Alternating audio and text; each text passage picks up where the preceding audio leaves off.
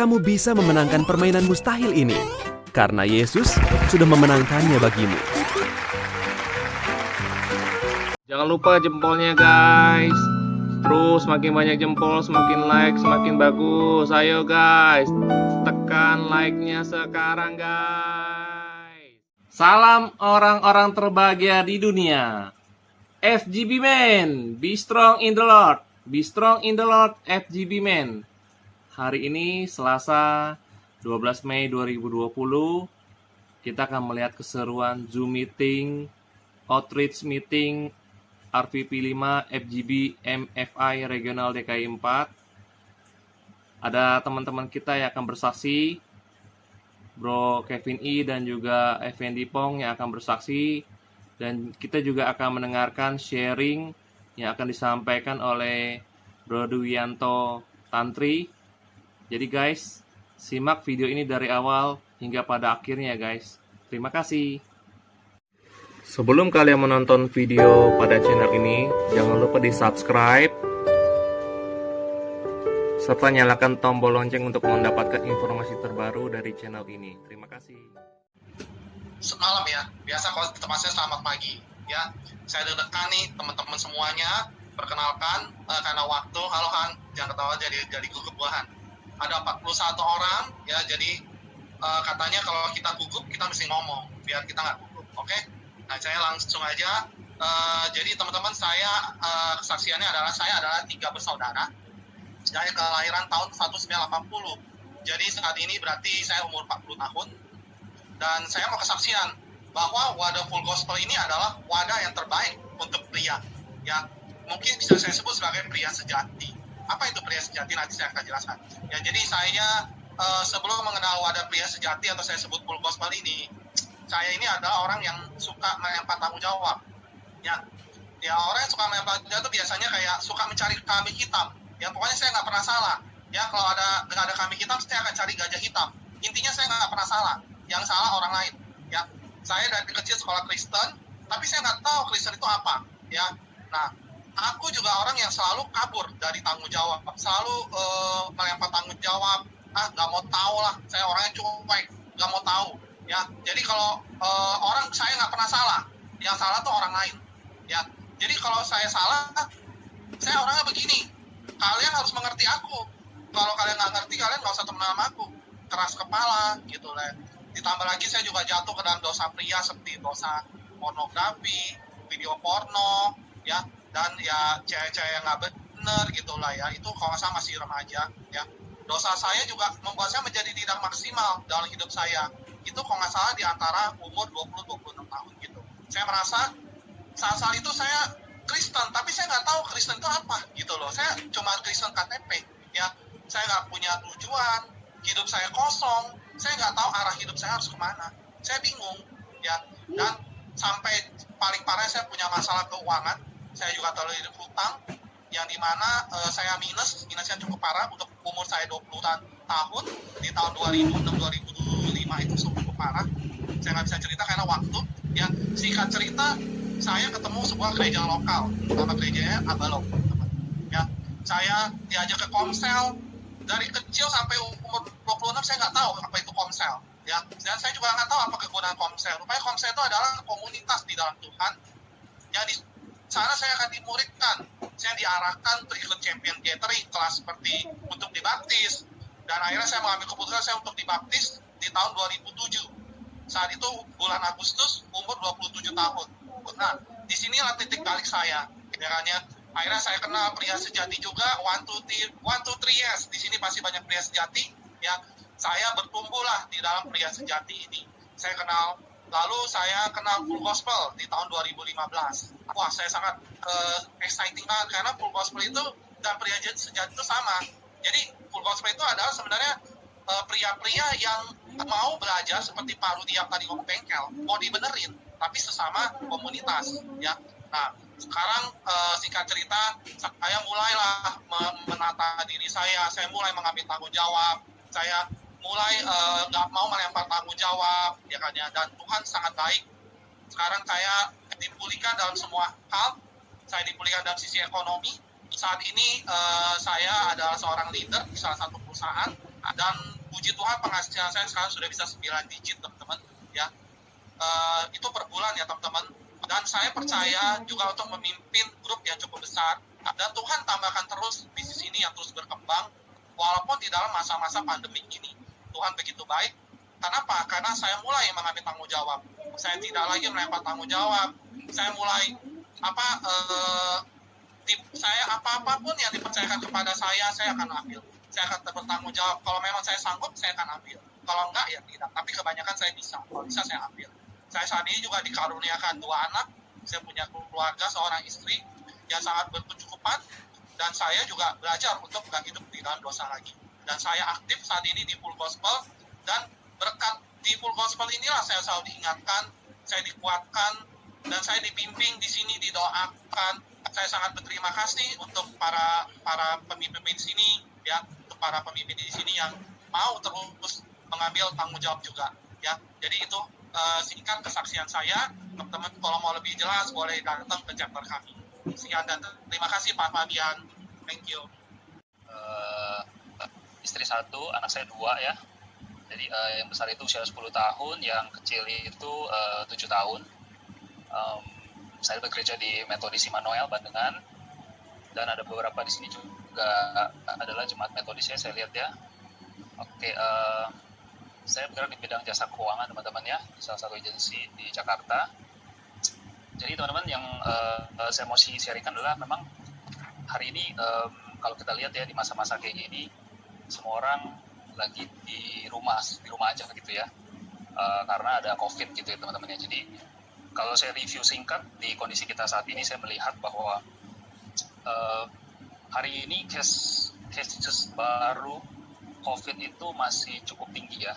Sekitar 2 hari lalu saya lihat masih ada penambahan sekitar 400-500 case per hari gitu ya.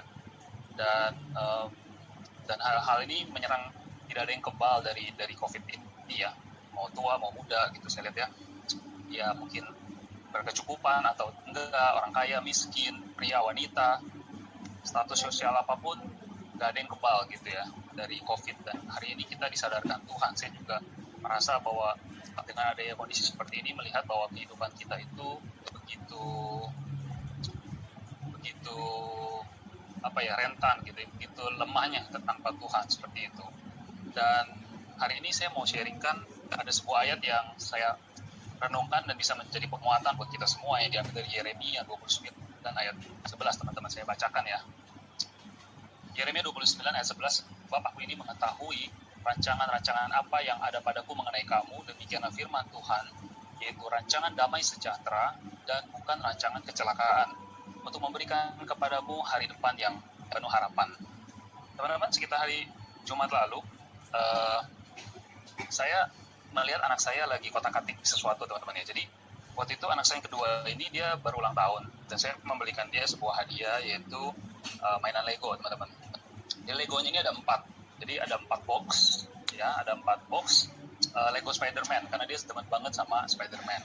Jadi ada 4 box. Jadi waktu 4 box datang, saya ada 4 box, saya bikinin yang kotak pertama. Jadi saya bikin-bikinin gitu ya, jadilah Lego pertama gitu ya. Terus kotak kedua sama kotak ketiga itu dibikinin sama kokonya, rakit ya, terus jadi sama kokonya. Jadi untuk informasi, anak saya yang kedua ini namanya Louis. Dia itu saya lihat selama ini sih belum pernah ya bikin Lego sendiri gitu ya. Jadi biasanya itu masih dibantu, atau karena dia cuma nugasnya ngambilin aja partnya, tapi saya yang pasangin gitu. Nah jadi suatu ketika Jumat kemarin saya melihat dia di pojokan, bukan pojok, jadi dia lagi kotak-katik Legonya yang keempat itu. Dia liatin manualnya gitu ya, petunjuk pemasangannya, terus dia mulai kayak asik sendiri. Saya lihat kok dia diem gitu, ngapain ya, ternyata dia lagi asik gitu ya, kotak-katik gitu. Terus saya lihat, wah, saya cukup terkejut gitu ya, karena selama ini hampir nggak pernah gitu. Terus saya mau lihat nih kira-kira bisa atau enggak gitu ya, karena biasanya memang selama ini dia belum pernah bikin sendiri. Dan Lego yang ini tingkat kesulitannya saya rasa cukup tinggi, karena waktu saya bikin aja, saya juga butuh waktu cukup lama untuk bisa bikin itu gitu ya. Jadi Louis yang kelas 1 SD ini dia kotak-katik. Terus yang amazingnya, saya melihat akhirnya jadi Legonya. Ya, meskipun di tengah-tengah itu dia ada nanya gitu ya ke saya, ini pasang gimana, minta tolong pasang kayak gimana gitu ya. Jadi hari ini Legonya, saya mau kasih teman-teman nih, Legonya kayak gini tuh, kelihatan nggak ya? Ya, saya rasa ini cukup rumit ya Lego Spider-Man-nya ini, karena banyak bagian-bagian kecil gitu ya. Nah, hari ini apa sih yang mau saya sampaikan, bahwa sebenarnya waktu saya lihat anak saya seperti itu, saya melihat bahwa sebenarnya Tuhan kasih kita tuh semua potensi ya. Setiap kita di sini, Tuhan sudah berikan potensi yang paling oke, yang paling maksimal sesuai dengan kemampuan kita masing-masing, untuk kita bisa melalui hari-hari dan masa-masa yang mungkin bagi sebagian orang atau bagi semua orang challenging di masa-masa seperti ini gitu ya. Dan saya melihat bahwa, percayalah bahwa Tuhan sudah memberikan segala kemampuan yang bisa membuat kita bisa melewati masa ini, dan bahwa pencobaan-pencobaan yang kita alami pada saat-saat ini pastinya tidak melebihi kekuatan kita. Dan yakinlah teman-teman semua bahwa kita semua pasti bisa sanggup melalui semua ini. Dari Lego tersebut, saya lihat anak saya Louis bisa bikin sebuah Lego seperti ini, itu karena dia melihat petunjuknya, ada manualnya. Nah, dalam hidup kita pastinya sudah jelas bahwa manual buku kita adalah yaitu firman Tuhan, Alkitab.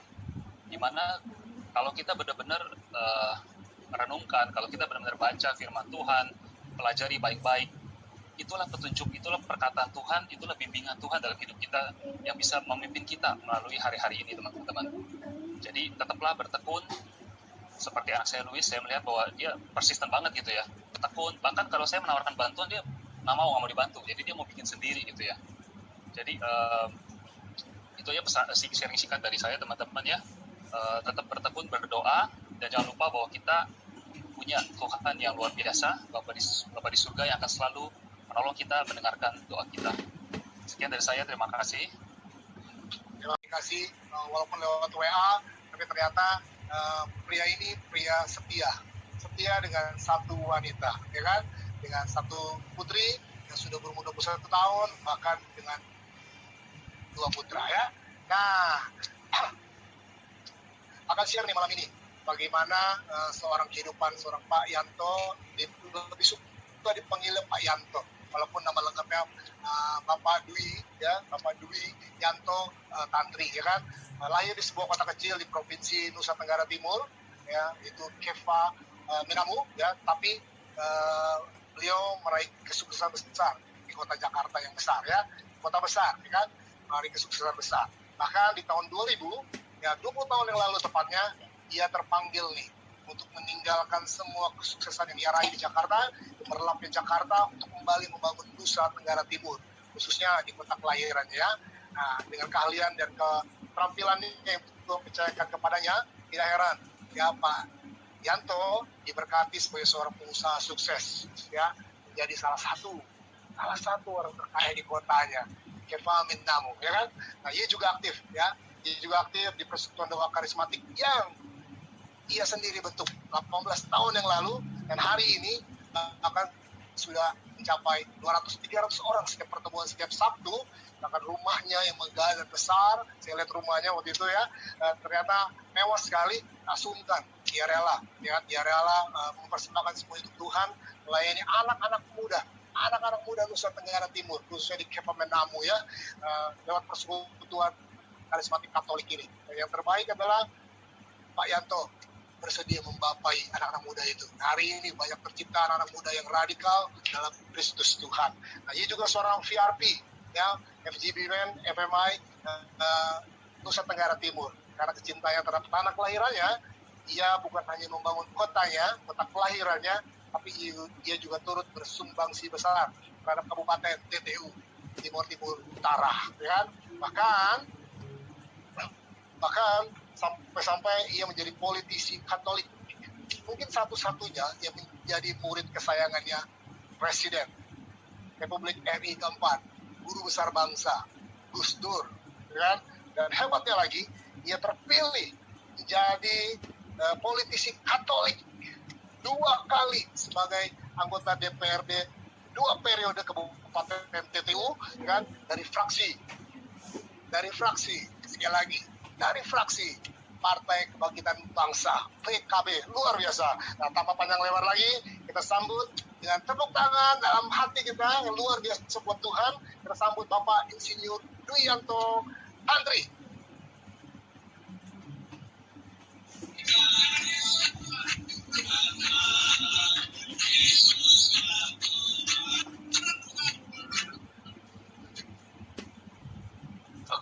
Yes, welcome. ya baik. Fabian, terima kasih. Yang pertama saya mesti terima kasih pada Pak Rudi yang telah mengizinkan saya hadir di tempat ini. Fabian yang luar biasa, saya senang luar biasa pada malam hari ini. Saya ada di antara orang-orang hebat di dalam Tuhan. Tadi Pak Fabian cerita banyak hal tentang saya jadi agak risih sekali ya, karena saya ada di kampung yang jauh sekali. Tapi saya bersyukur bahwa saya ada di antara orang-orang yang cinta Tuhan luar biasa, orang-orang FGB Med. Jadi saya walaupun di kampung, tapi saya tahu saya punya Allah yang sama dengan teman-teman yang ada di Jakarta. Dan saya bersyukur pada malam hari ini ada anugerah yang luar biasa kalau saya boleh ada di antara teman-teman. Ada yang dari Australia, ada yang dari Jakarta, ada dari Surabaya. Luar biasa. Ada satu sukacita yang besar. Kalau malam ini saya boleh membagikan pengalaman iman tentang apa yang Tuhan lakukan bagi kami di daerah pedalaman. Dan kami boleh katakan di daerah pedalaman ini Roh Kudus bekerja luar biasa. Ada banyak kejadian terjadi bagaimana mencampur tangan dalam banyak kehidupan kami. Dan pada malam hari ini saya akan bagikan pengalaman iman dengan tema yang Pak Fabian sudah tulis di flyers itu adalah Golden Time. Golden Time. Golden Time itu artinya masa-masa yang luar biasa, masa-masa di mana ada damai sejahtera dan sukacita. Masa-masa di mana kita merasa ada kekuatan yang besar. Dan saya percaya setiap orang pernah punya alami masa-masa ini. Ada orang punya banyak masa Golden Time, ada juga beberapa yang punya sedikit. Saya punya kebiasaan kalau saya bertemu dengan orang-orang tua. Saya perhatikan bahwa mereka paling senang kalau saya ajak mereka bicara tentang masa-masa keemasan dalam hidup mereka. Dan mereka akan bicara sampai lupa waktu tentang masa-masa terutama di masa lalu. Tentang bagaimana mereka mengalami begitu banyak hal baik dalam hidup mereka. Dan bagi mereka, itu golden time mereka. Saya perhatikan bahwa di dalam hidup Anda dan saya, pasti kita semua punya kerinduan supaya bagaimana caranya dengan segala upaya kita, kalau bisa kita punya banyak golden time dalam hidup ini. Atau idealnya adalah bagaimana kita punya golden time, waktu-waktu yang terbaik yang tidak pernah putus dalam hidup ini. Tapi pertanyaan paling besarnya adalah, apakah hal ini mungkin? Bukankah ada firman Tuhan yang berkata bahwa hidup ini harus sangkal diri dan pikul salib? Saya beberapa hari terakhir, saya perhatikan ada kesaksian-kesaksian teman-teman di Full Gospel. Kami ada grup yang selalu memberikan kesaksian yang bergantian. Saya perhatikan ada beberapa kesaksian. Ada seorang teman yang berkata bahwa dia menceritakan dia yang usaha, yang sangat berkembang. Tapi di tahun 2019 itu dia berkata karena tahun itu adalah tahun politik. Sehingga mereka tidak bisa berharap usaha mereka akan maju besar. Karena tahun 2019 adalah tahun politik. Banyak perubahan kebijakan dan lain-lain. Dan dia katakan, kami berusaha, yang penting bisa bertahan. Yang penting bisa bertahan. Kemudian mereka berkata, kami harap tahun 2020 ini keadaan lebih baik, sehingga usaha kami lebih maju. Tapi seperti yang kita ketahui, dia katakan dalam kesaksiannya itu, ternyata keadaan berbeda. Yang dia harapkan keadaan menjadi lebih baik, malahan lebih buruk. Dan dia berkata, kami tidak hanya sekedar bisa bertahan lagi, kami bangkrut total. Saya percaya pada hari-hari ini, kalau kita dengar ada banyak cerita dari banyak orang, bahwa banyak orang tidak lagi mengalami tentang masa-masa yang terindah, masa-masa yang penuh damai sejahtera. Rasanya itu sudah hilang lama sekali. Kalau kita perhatikan bahwa jika golden time ini berarti sebuah kehidupan tanpa masalah dan persoalan, maka kita akan sangat kecewa sekali. Sebab kita tidak mungkin bisa hidup tanpa masalah dan persoalan di tengah dunia yang seperti saat ini. Ada banyak orang pada masa-masa ini merasa seperti ada di dalam sebuah terowongan yang begitu gelap, dan yang masalahnya adalah mereka tidak tahu kapan terowongan ini selesai gelapnya. Saya perhatikan bahwa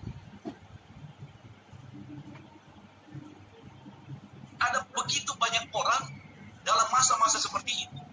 Kalau kita berkata bahwa kalau kita punya golden time, kalau tidak ada masalah, maka kita akan sangat kecewa sekali.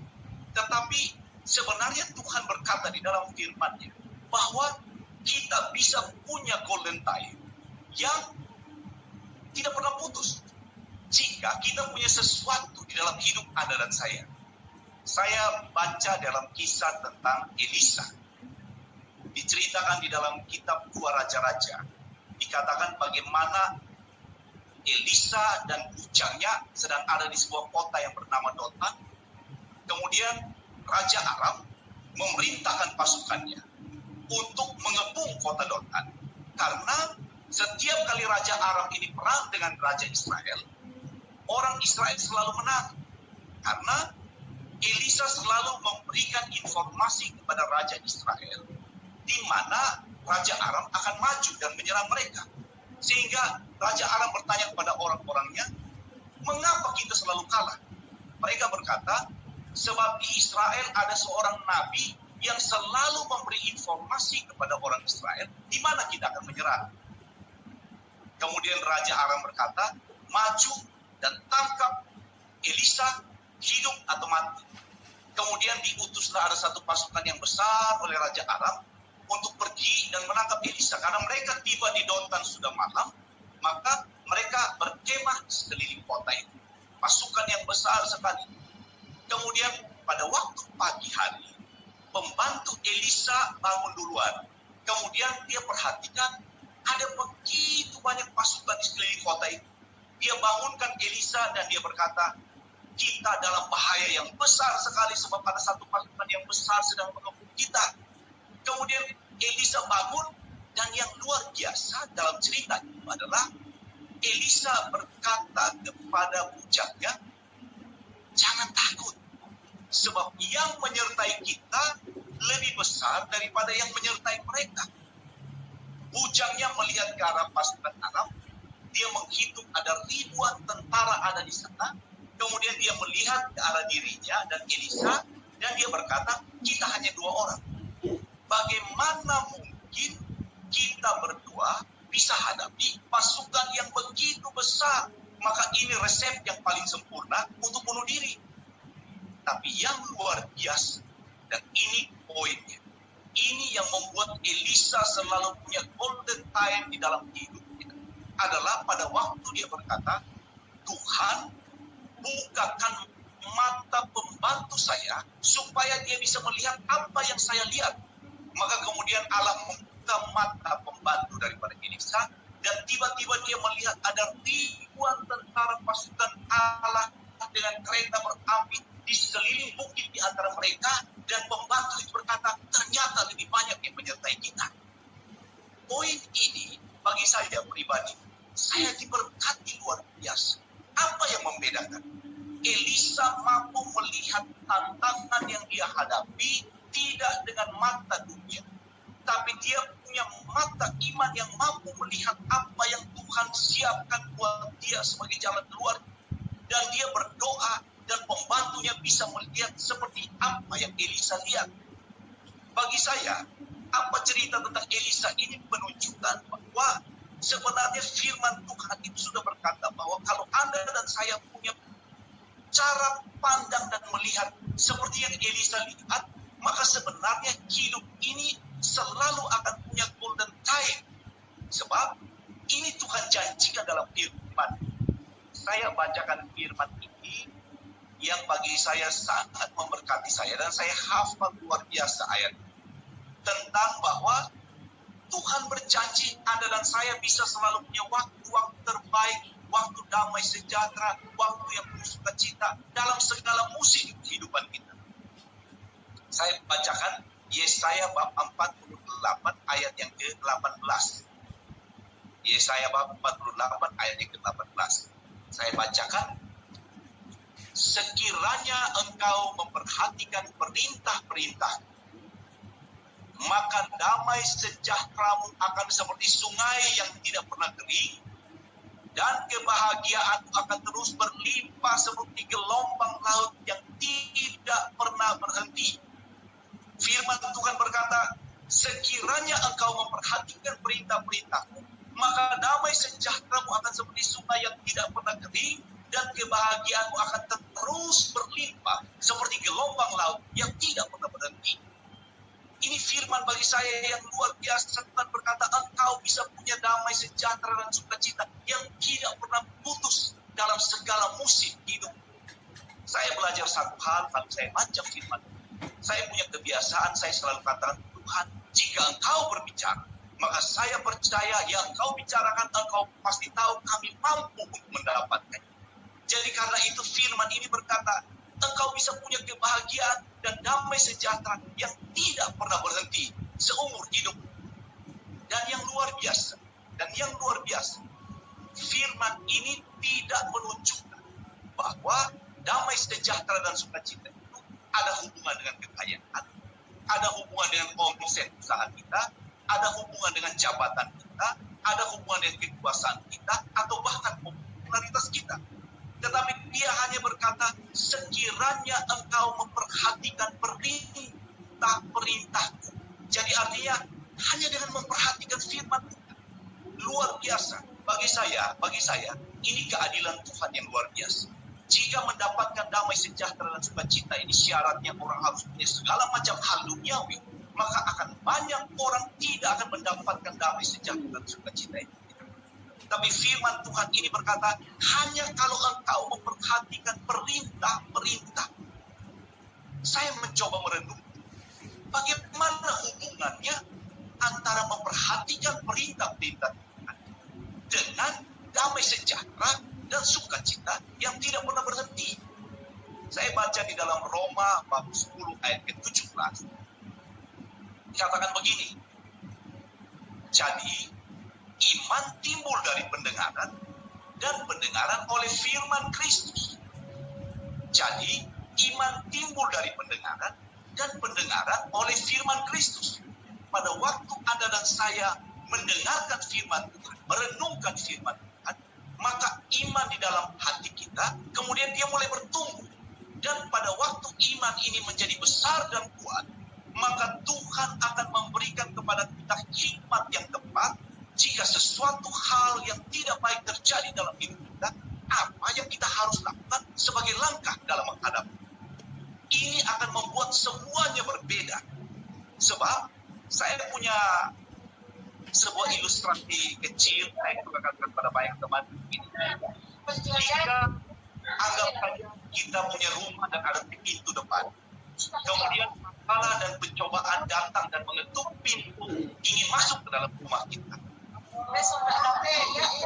Berkali-kali biarkan perasaan kita yang maju ke pintu. Tapi kita harus pastikan iman kita yang maju dan membuka pintu.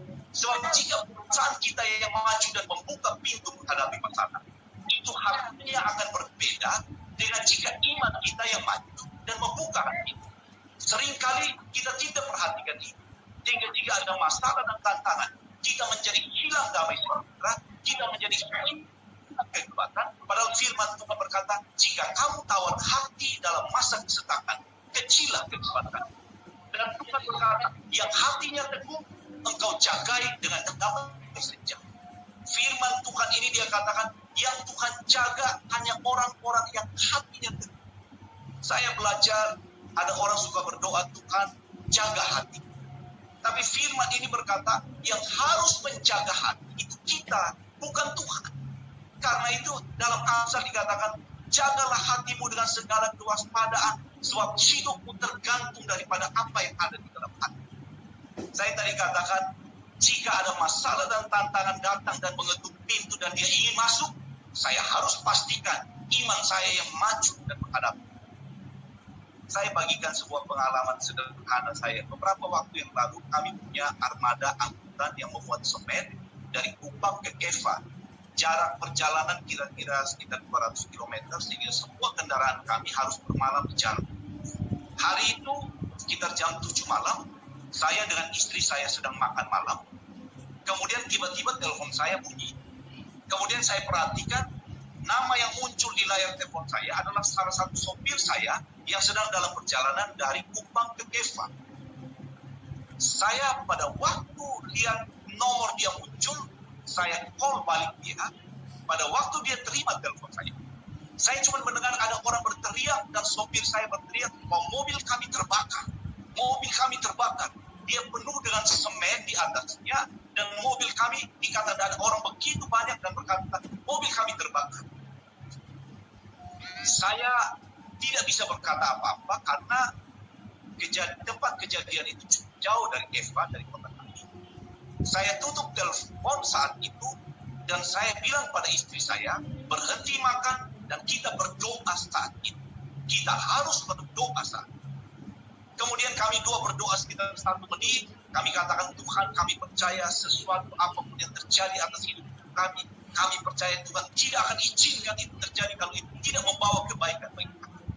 Setelah 1 menit kami berdoa, kemudian saya telepon lagi dia, sopir saya. Pada waktu saya telepon dia dan dia angkat telepon saya mendengar ada kesunyian yang luar biasa. Tidak ada lagi orang yang berteriak dan kemudian saya bertanya kepada sopir saya, apa yang terjadi? Apa yang terjadi? Sopir saya berkata, Pak, apinya sudah padam. Saya tanya dia, apa yang terjadi? Dia berkata, pada waktu saya selesai telepon dan saya tutup telepon itu, tiba-tiba datang orang-orang dari berbagai arah dengan begitu banyak membawa air, membawa pasir, membawa daun, dan mereka gotong royong memadamkan api di mobil saya. Dan dalam sekejap mobil saya kebakarannya padam saat itu. Saya perhatikan, ini yang saya tadi katakan bahwa golden time bagi saya adalah jika ada masalah besar dalam hidup saya, tapi campur tangan Tuhan jauh lebih besar lagi daripada masalah yang saya sedang hadapi, seperti Elisa yang alami. Maka bagi saya, jika ini terus terjadi dalam hidup saya tidak akan pernah punya waktu tanpa golden time. Sebab saya hidup bukan karena perasaan saya, tapi saya hidup karena apa yang Tuhan lakukan dan apa yang Tuhan katakan di dalam firman-Nya. Saya baca di dalam Yosua. Kita tentu kenal tentang Yosua dan Kaleb. Sebab bagi kita, golden time yang paling penting adalah jika setiap firman yang Tuhan katakan tergenapi dalam hidup Anda dan saya. Ini kerinduan kita. Dan saya pada waktu baca Yosua ini sangat menguatkan sekali. Saya coba bacakan buat kita. Dalam Yosua bab 23 ayat yang ke-14 dikatakan begini. Maka sekarang sebentar lagi ini Yosua katakan ayat ini pada waktu dia hampir meninggal. Yosua dan Kaleb adalah orang-orang yang memimpin bangsa Israel masuk ke tanah perjanjian. Dari sekian ribu orang Israel, Tuhan pilih Yosua dan Kaleb, 2 orang yang sangat dikasihi oleh Tuhan untuk memimpin bangsa Israel masuk ke tanah perjanjian. Pada akhir hidupnya, Yosua mengumpulkan seluruh orang Israel dan dia tuliskan ayat ini. Dia katakan begini. Dalam Yosua bab 23 ayat yang ke-14. Dia katakan, maka sekarang sebentar lagi aku akan menempuh jalan segala yang fana. Sebab itu, insaflah dengan segenap hatimu dan dengan segenap jiwamu, bahwa satu pun dari segala yang baik yang telah dijanjikan kepadamu oleh Tuhan Allahmu, tidak ada yang tidak terpenuhi. Semuanya telah digenapi bagimu. Tidak ada satu pun yang tidak terpenuhi. Yosua katakan kepada seluruh orang Israel, tidak ada satu firman Tuhan yang dia tidak genapi. Ini berarti bagi Yosua tidak ada jalan lain di muka bumi ini yang lebih baik daripada jalan. Amin. Dan saya percaya bagi Anda dan saya orang-orang FGB-Men, kita alami ini. Saya kenal puluhan tahun saya di dalam pelayanan. Saya kenal orang-orang yang pantang menyerah. Orang-orang yang mampu bersuka cita dalam segala keadaan. Orang-orang yang selalu penuh semangat. Orang-orang yang memiliki roh yang menyala-nyala untuk melayani Tuhan. Orang-orang yang rela berkorban. Hanya orang-orang yang telah memilih jalan Tuhan sebagai jalan yang paling utama dalam hidup mereka. Dan orang-orang itu termasuk yang saya ada di antara Anda dan saya. Teman-teman yang ada di grup ini. Dan saya tahu inilah jalan yang terbaik. Sehingga saya selalu katakan kepada banyak saudara saya, jika kau mau tahu jalan yang terbaik, hanya jalan Tuhan. Dan tidak ada yang lain. Amin. FGB Man, be strong in the Lord. Saya senang kata-kata itu. Jadi karena itu, saya percaya jika Anda dan saya mengalami firman yang terus tergenapi dalam hidup kita, golden time kita akan terus berlimpah, selama Anda dan saya bisa dan mampu menjaga hati kita. Saya percaya pada waktu Yesus ada di bumi ini, kemudian pada waktu dia mau kembali kepada Bapa, ada satu amanat agung yang luar biasa. Dia katakan, aku akan menyertai engkau senantiasa sampai akhir daripada zaman ini. Saya yakin kita semua LGB Men hafal ayat itu. Yesus berkata, aku akan menyertai engkau senantiasa sampai akhir zaman. Semua orang rindu ayat ini tergenap, tapi orang lupa tentang ada ayat di depannya. Pada waktu Yesus katakan, pergi, jadikan semua bangsa muridku, baptislah mereka dalam nama Bapa dan Putra dan Roh Kudus. Baru di belakangnya dia katakan, dan ketahuilah, aku menyertai kamu senantiasa sampai pada akhir daripada zaman. Dengan kata lain, Yesus mau katakan, janji penyertaan itu tidak diberikan kepada sembarang orang. Tapi janji penyertaan yang membawa golden time bagi Anda dan saya, itu hanya berlaku bagi orang yang mau pergi untuk Tuhan. Hanya bagi mereka yang mau pergi. Dan saya percaya saya sedang ada di hadapan orang-orang yang punya hati untuk pergi. Orang-orang yang mau bersaksi tentang kemuliaan bagi nama Tuhan. Maka janji penyertaan Tuhan yang membuat kita punya golden time di segala musim kehidupan, ini pasti terjadi. Sebab kita adalah golongan itu. Dan janji penyertaan Tuhan ini dalam Yesaya bab 43 ayat 2 dikatakan begini, dan saya senang lagi ayat itu. Bagi saya di dalam hidup ini, saya selalu merenungkan firman dan saya selalu katakan, Tuhan, saya terlalu percaya apa yang kau katakan itu ya dan amin. Dalam Yesaya bab 43 ayat yang kedua, firman Tuhan berkata begini, apabila engkau menyeberang melalui air, aku akan menyertai engkau. Atau melalui sungai-sungai, engkau tidak akan dihanyutkan. Apabila engkau berjalan melalui api, engkau tidak akan dihanguskan, dan nyala api tidak akan membakar engkau. Saya begitu diberkati oleh firman ini tentang penyertaan Tuhan yang luar biasa. Dan saya percaya Anda dan saya seumur hidup kita sedang belajar untuk memperhatikan dan mengalami bagaimana penyertaan Tuhan terjadi di dalam seluruh hidup kita. Dan saya percaya firman Tuhan dalam Yesaya tentang penyertaan inilah yang membuat kalau kita baca dalam Kisah Para Rasul tentang bagaimana Paulus dan Silas, mereka ada di dalam penjara. Dikatakan Paulus dan Silas dipenjara karena iman mereka pada Yesus Kristus. Diceritakan bahwa mereka dipenjarakan karena iman mereka, ditaruh di penjara yang paling dalam dengan penjagaan maksimum, dan penjara yang paling gelap dengan penjara yang sangat kotor dan tidak menyenangkan. Tetapi firman Tuhan berkata, di tempat yang tidak menyenangkan dan penuh dengan tantangan besar seperti itu, Paulus dan Silas mampu memuji dan menyembah Tuhan dengan luar biasa. Artinya apa? Mereka berdua tidak izinkan mereka punya golden time hilang hanya karena keadaan yang tidak baik. Saya percaya pada masa-masa seperti ini, Anda dan saya harus punya hati seperti Paulus dan Silas.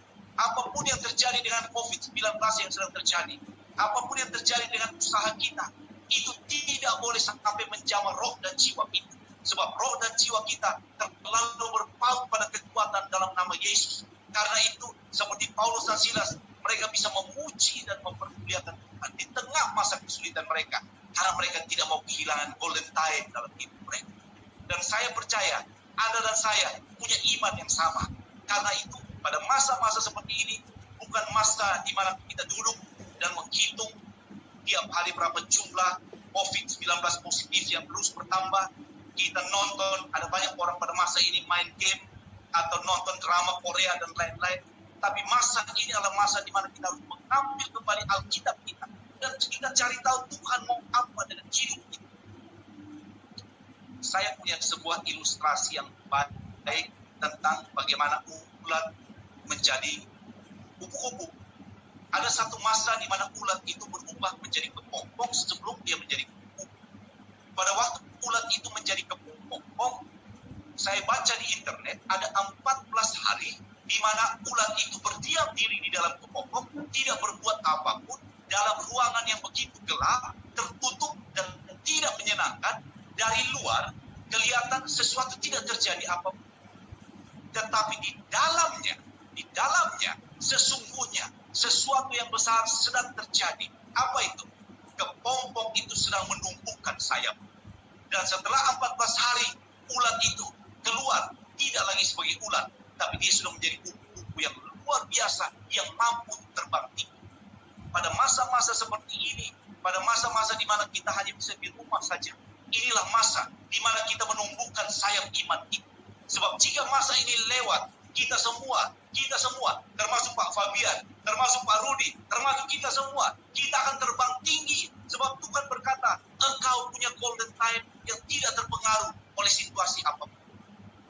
Saya percaya, jika Anda dan saya sangat memperhatikan firman ini, maka yang pertama kita tidak akan kehilangan golden time, dan yang kedua, sesuatu yang tidak pernah kita bayangkan, Tuhan sedang siapkan buat kita semua.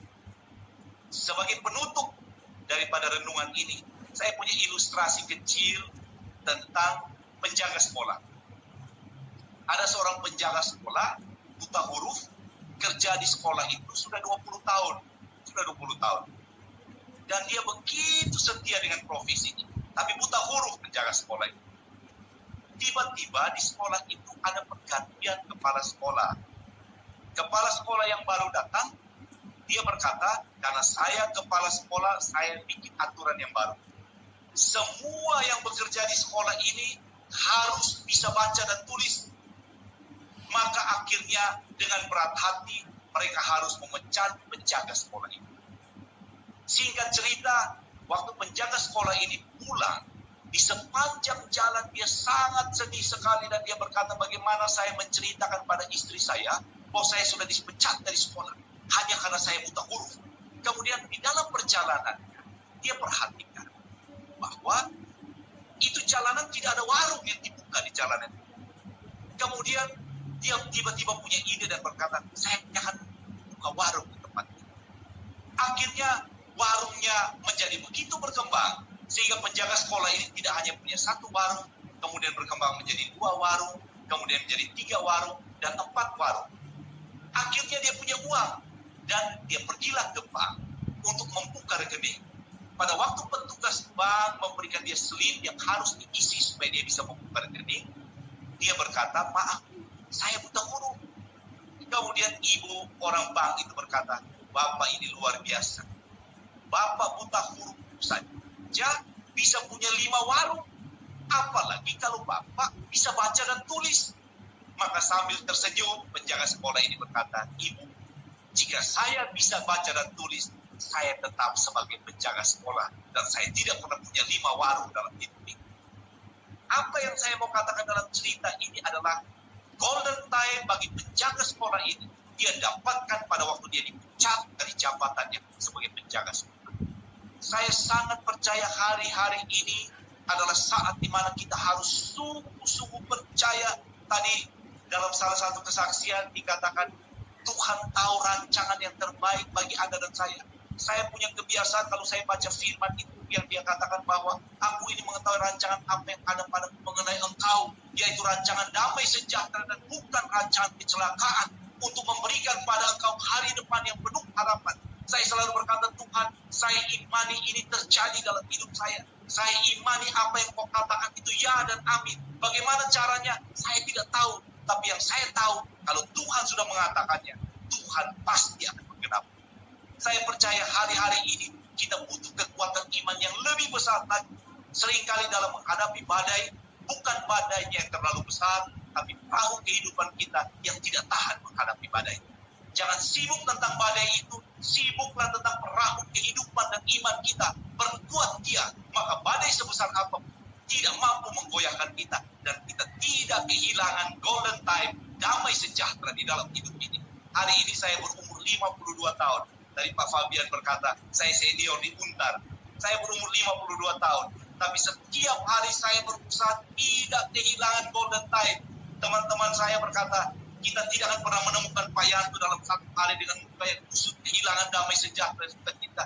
Karena saya berkata, terlalu mahal harga yang harus saya bayar untuk punya golden time ini. dan saya tidak akan izinkan kesulitan apapun untuk merampas. Sebab Yesus berkata, damai yang kuberikan itu tidak sama dengan damai yang diberikan oleh dia. Saya percaya buat teman-teman yang ada di Zoom ini, kita punya kesempatan yang sama. Biarlah orang di luar melihat pada masa pandemi ini, anak-anak Tuhan, elemen sejati, mereka berbeda. Mereka selalu penuh sukacita dan damai sejati. Mereka punya hati yang selalu menyala untuk Tuhan. Apapun yang terjadi, mereka berkata, jika Tuhan ada bersama kami, tidak ada yang kami harus takutkan dalam hidup ini. Sebab bagi Tuhan, tidak ada yang mustahil. Biarlah firman ini memberkati kita. Sebab sudah saatnya kita berkata, jika kau mau lihat ada perbedaan antara anak-anak Tuhan dan anak-anak dunia, inilah masanya. Lihatlah bagaimana Tuhan membuka jalan yang tidak mungkin terjadi. Terima kasih, Tuhan memberkati kita. Tuhan bersama kita. Amin. Amin. Selesai sudah video pada kali ini. Terima kasih buat teman-teman yang sudah menonton video ini dari awal hingga pada akhirnya. Sampai jumpa pada video yang berikutnya ya. Terima kasih.